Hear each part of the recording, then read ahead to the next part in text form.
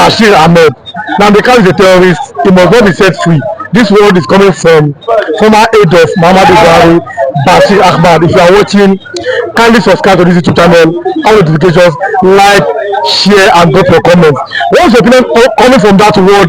For a moment, I will say that Nnamdi Kanu is a terrorist who must not be let go. Well, I don't know how where he got that terrorism tag.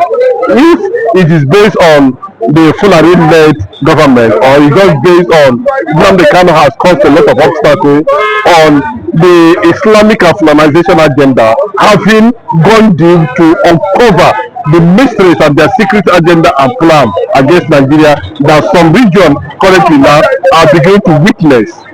Away from that, we have also seen that the tag of terrorism is very, very questionable. Like in their real consciousness, can they be able to come out and tell the whole world an honest truth that Nnamdi Kanu bear arms, that Nnamdi Kanu is behaving like the Boko Haram, Nnamdi Kanu is going like Rovers, Nnamdi Kanu is behaving like the ISIS, Nnamdi Kanu is behaving like the Al-Qaeda network, Nnamdi Kanu is behaving like those bandits in the north, killing people up and down. You cannot see anybody that see an Apiyobi person today will be clapping their hands. Everybody is Apiyobi. But once you say you are ISIS, you are Boko Haram, the herdsmen, bandits, then you are in for trouble.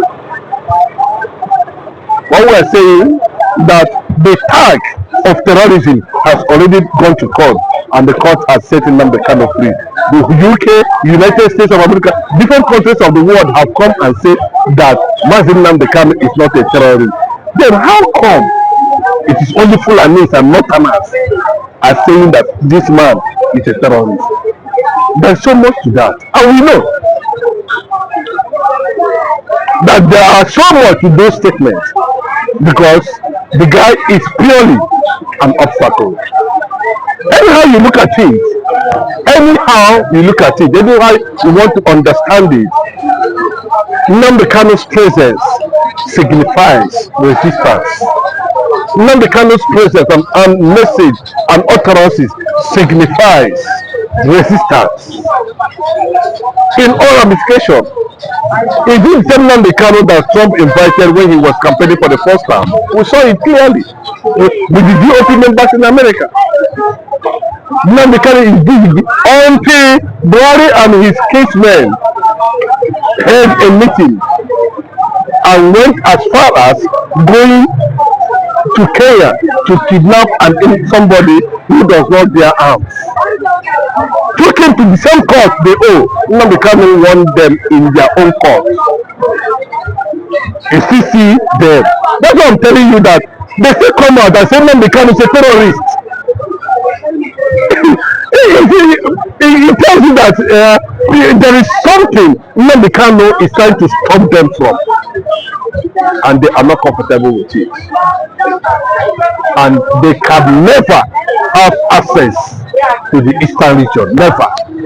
There's a report that people are saying that Kanu was exposing the Fulani agenda in the north, that they taking it to the south. What might likely happen is what Kanu was exposing. That is why there's so much hatred for him. What are your opinions concerning that? It's unfortunate the Hausas allowed the Fulanis to overrun them. The Hausas and the indigenous people in the north, they allowed the Fulanis to overrun them, take over every space that has to do with Hausa man's resources and existence. Today, Hausas are struggling to challenge the Fulani hegemony in the north. That is just it. So they fight that conquest, and they know that the next place to push it is towards the south. And in that south, the eastern part of the country is the red line. They should know that's the red line. In the southern part of Nigeria, the eastern part of the country is the red line. There's no two ways about it. And they know it is the red line. And they know the consequences. That at any attempt, they will be chased out of Nigeria completely. Just like what Obasanjo was saying, that they are not indigenous people of Nigeria. They were marauders, nomads, people who work for Sultan Jalon and find themselves in this part of the world. Still, they want the indigenous people of the land to vacate for them. Well, how that is going to happen? They have enjoyed enough romance to an extent. They are becoming a threat even to their, respected and foremost ally, which are the Yorubas.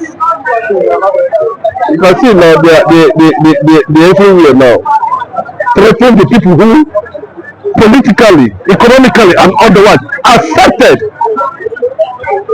whatever romance they are sharing. They are turning their back against them. So, what is the reason why an Igbo man should embrace a Fulani man? As simple as that. Politically, we are not in the same line. We are not in the same radar. We are not in the same scale. There's no yardstick. But I can tell you that at the appointed time, things will be very open, things will be very clear. And they know that Igbos does not carry out terrorism acts. Igbos are not terrorists. Even an average person around the world knows that Igbo man does not engage in terrorism. What Igbo man believes is work, define yourself, go through the process by reason of divinity, God. Things can work for you, then you celebrate. As simple as that. That's what Igbo man believes.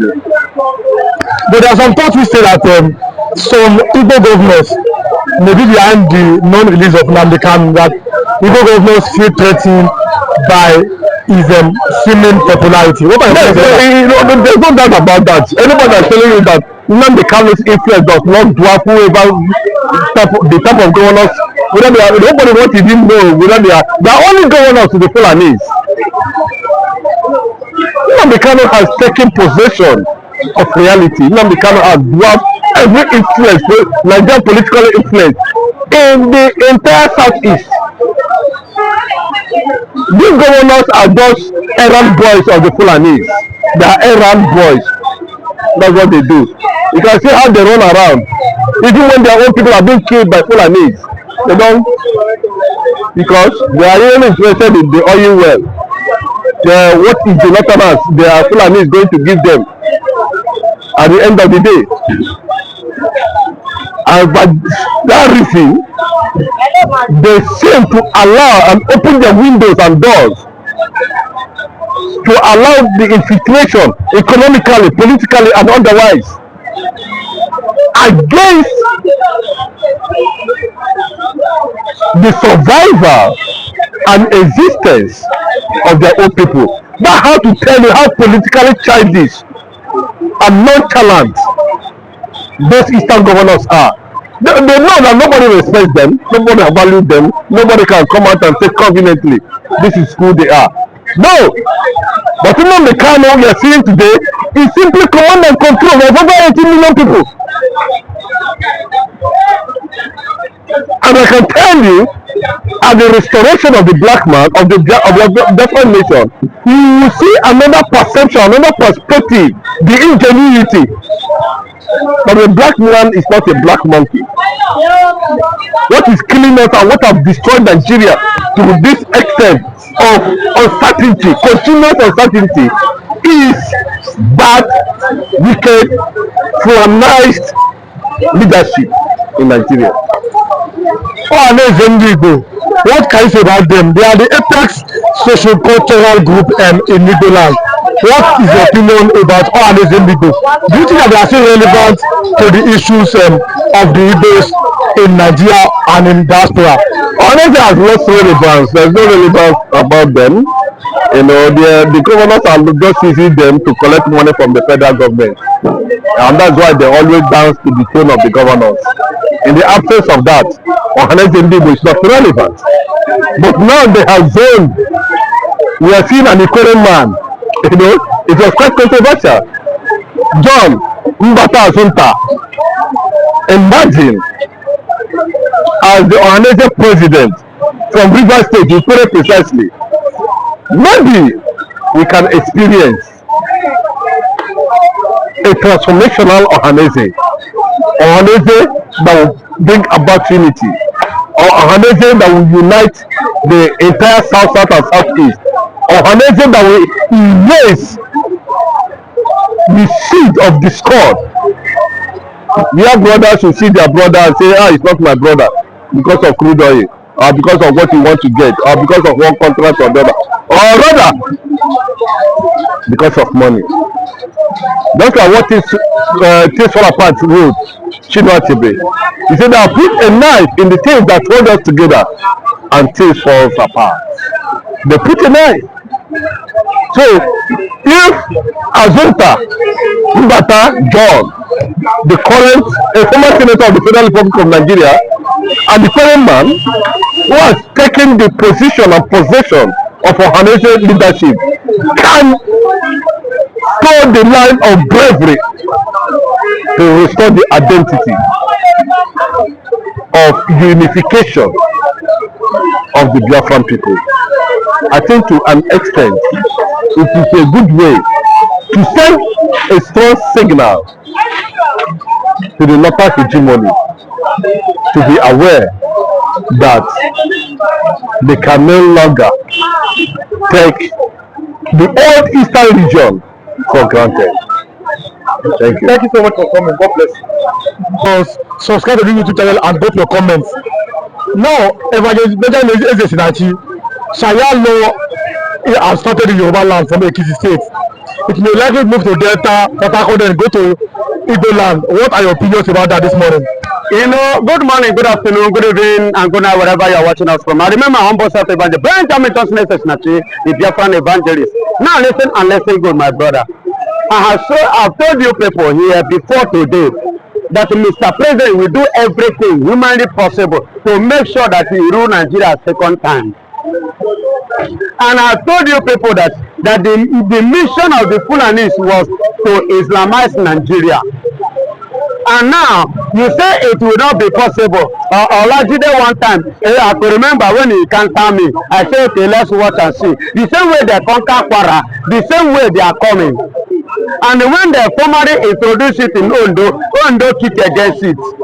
And the last week or last 2 weeks, the Yorubas governors come together, say that we fight the Fulanis and fight everything about them. Now Sharia has started in Ekiti State.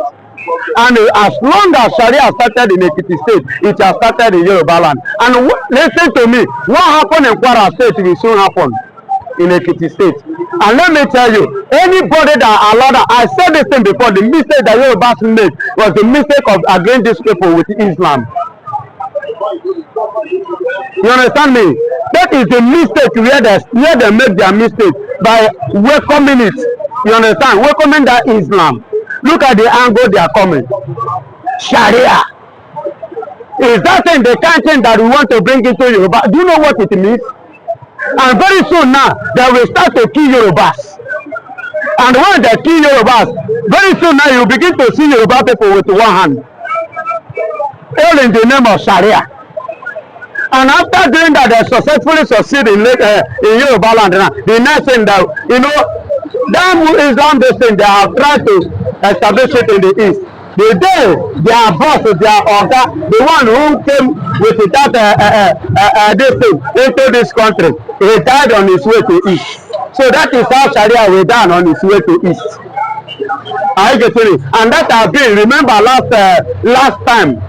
year, either in Philip or where we discussed this, that the man in the north to say the only way Igbos will rule Nigeria is for them to accept Islam. Am I lying? Remember, you understand? And Igbos are not willing to welcome Islam, and that is why Yorubas and the Fulanis are the one ruling Nigeria. Now they have officially come because they told you, and we told you, and now you people do not agree. Now it's coming to pass that their intention was to Islamize Nigeria. That Nigeria is an Islamic nation, and they are paying their dues internationally. Now our eyes don't declare small. The Yorubas eye then declare small. But it will be, oh, sorry. You know, there is a statement that Yoruba used to say, Mogbe. You know the meaning of Mogbe? That is the next language. Sorry, that will be the next language, the next shout of Yorubas. Because when these people will actually come in their major thing in their heart, you know what they are saying in the mouth is different from what is in their heart. So, you know, their own is divide and rule. Their system of divide and rule is to come clear this place, kill everybody here, just as they did in Kwara. After kill, they occupy, they kill, they occupy, they kill, they occupy. And before you know it, you will not be able to speak again. You will not be able to cough again, even in your own land. Just in Kwara, Yoruba doesn't cough. I remember some elder 2 years ago that they intend to do one festival in Kwara State, and the emir or whatsoever they call their name stood up, which are the Fulanis, against the Yorubas, even in their land. I said they are not going to do it. And until today, they didn't do it. Just imagine. So they are moving. Yorubas, you people should wake up from your slumber. You are sleeping. These people are not as calm as you are. They are dangerous and they are wicked. Remember the way they are treating your farmers in their farms. Don't forget, these people are not people to partner with. But the Igbos, should they be afraid that if the Sharia law works in Yoruba land, it will be taken to the Igbo land? For example, I've been seeing an Igbo man being given an appointment as one of the chief imams in Abuja Central Mosque. Should Igbos be afraid of this Sharia law? Igbos can never be afraid, and Igbos are not afraid. If Igbo people, Igbo man is afraid, they would have accepted Islam for years.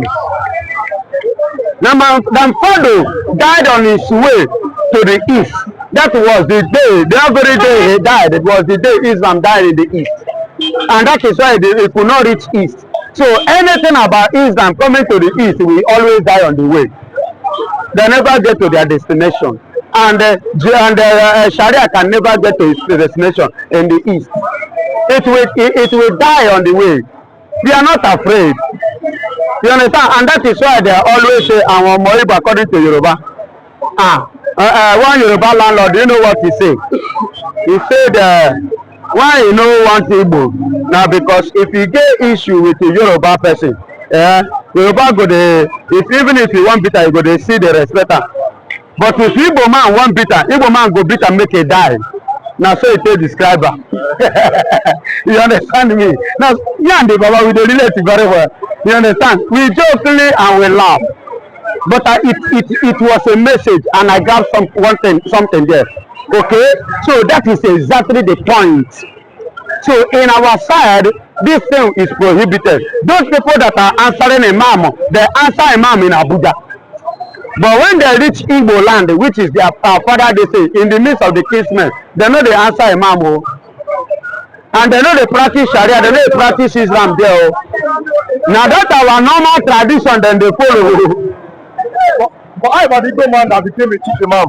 All the things that that is what I'm saying. He was made a chief imam in Abuja, and imam ends in Abuja. So far he turned his face to the east. Once he turn his face to the east, anything imam he go drop am for Abuja. And once he reach east, have you ever seen them come to east? He go tell you, say, as imam. He sit with the elders, he calling himself imam. Or he sit with the elders and begin to tell them Islamic. Who send a message with that one? Nobody send a message with that. Then go, if you not take time, then go even banish him and banish his family. They are saying we don't tolerate. We have culture and we have respect to it. So you are an imam, you are anything in Abuja. You can collect any title and use it to do what? And do what? Your business. To do your business and work freely in Nigeria, you know, to secure your business. So now, if that is the case, we are looking at the fact that Nnamdi Kanu was called a terrorist by Bashir Ahmad. Yesterday, it was all over social media. Bashir Ahmad was the former spokesman to President Muhammadu Buhari. And even though he has been taken to court to talk about that tomorrow, what are your opinions? And why did you that Bashir Ahmad called Nnamdi Kanu a terrorist and that he should not be released? I don't blame him. Do you know whom I blame? I blame the country called Nigeria, who gave him an opportunity to be on that sea and to experience that sea. That is why the seat they shut him. That position that he have been before they shut his head, when they can lose his mental faculty. because in his generation, let him go. I want to remind him in case he forget. Let him go and forsake his generation. Have they been able to produce somebody like Nnamdi Kanu? Have they ever had any credential person in the qualification or classification of Nnamdi Kanu? Even the generation to come, they will not have it. You understand me? I don't blame him when somebody that did not go to school, somebody that did not even know where his certificate is becoming the president. Muhammadu Buhari, during his tenure, did he present his certificate? They say he get O level, he get O level, or you produce the O level. He say he catch fire. Now only in Nigeria, your certificate they catch fire as a president. You go military, they say, where the military certificate? Compound soldier. You know they say Buhari na compound soldier. It's a compound soldier. And where is it? Nothing to show. Everything na zero. They say, why would this country? Oh my God! Why would this country actually? Why would the country move forward? When the educated ones, the people that merit some positions, that position are not be given to them. How do you think that they will value education in Nigeria? How do you think that we value life in Nigeria? How do you think that they will value personalities in Nigeria? How do you think that we value lives, that we value things in this country? How do you think when somebody that did not value life, who valued animal than human being, and you give him an opportunity to become the president, he will not value your life. He will continue to value animal. So finally, let's speak on this. Hope Uzodinma as the new Igbo leader in the APC, and then have been called as is the Hope Uzodinma is the hope of the Igbos regarding coming closer to Aso, because he is seen as somebody that the Fulanis can trust. What do you have to say about Hope Uzodinma? Yes, hope that gave him Hope Uzodinma. Did he win the election? No. How did he come to power? By rigging and by presidential voice order from above. And the same person who judged the case come out last year and said to you and I before us that she was having eye problem when she pronounced Hope Uzodinma the winner of election. And I said back to her, what stop you from visiting the clinic before coming to judge the case? And that is the country we are in. You understand? The Hope Uzodinma they are calling, who gave him that position? Fulani. Not to the Igbos, neither the Biafrans. Fulani gave him because Fulani put him. And the Fulani are using him as a tool. And it's working for them. It's an instrument in their hand. So what do you expect? They will definitely visit the corridor of Aso Rock because all of them are bed of the same feather. Hope Uzodinma is not an Igbo leader. It's not an Igbo leader. We know our leader. Our leader is Nnamdi Kanu. Nothing like Hope Uzodinma. Do you know what a leader is all about? A leader is a person that will listen to the cry of the people. A leader is somebody that will see future and that will go ahead of the people that is leading. A leader is one that will not like any of his followers to miss.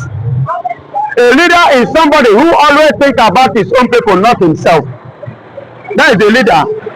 Listen to me.